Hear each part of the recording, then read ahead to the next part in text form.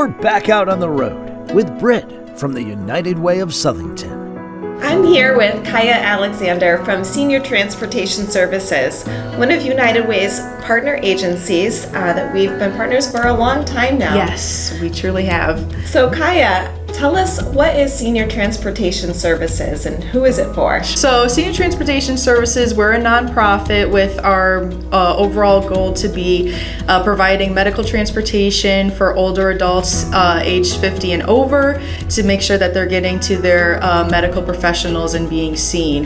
This ranges from regular doctor's visits to physical therapy to surgery drop-off and pickups, and we've also included visiting loved ones in care facilities and also going to the local gym, so that we try to fit in a large range of appointments and ways for seniors to get out into what they see to be more medical advised.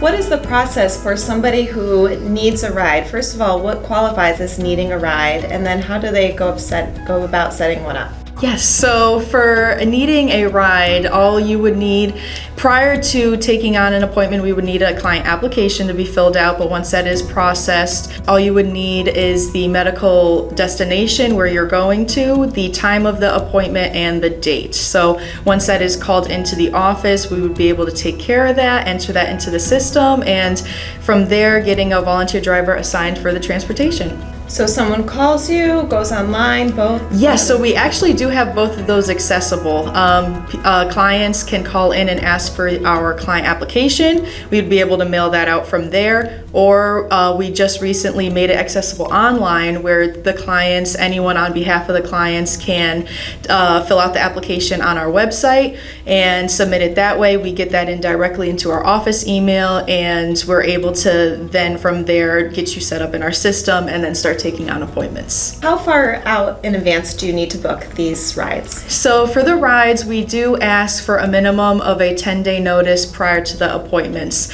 Since we are working with our volunteer drivers, this does give enough time for myself, who does coordinate all the transportation, to get that in play and make sure every one of our clients is taken care of for their transportation needs.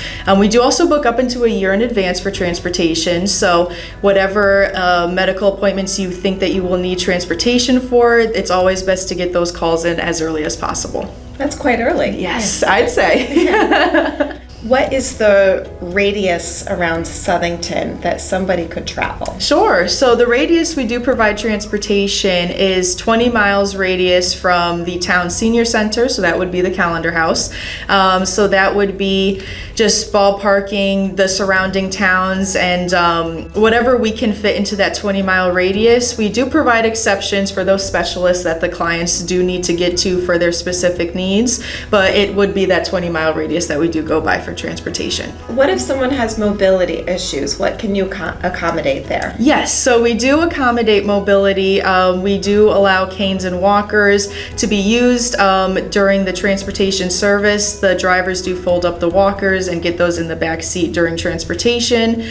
We do rollers as well. That wouldn't be a concern. At this time, we do unfortunately not aid to individuals in wheelchairs, since we are volunteer driver based.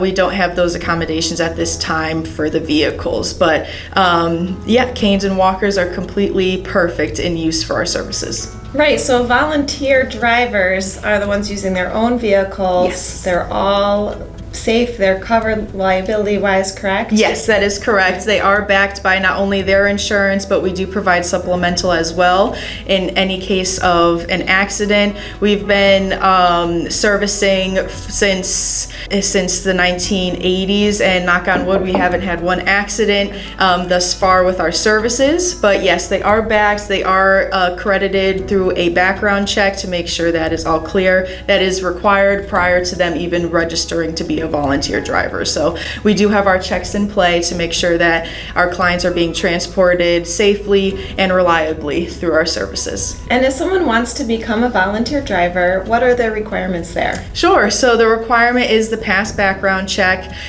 We do ask that our drivers are 30 and over. And the volunteer driver application to be filled out and to be completed and sent into the office.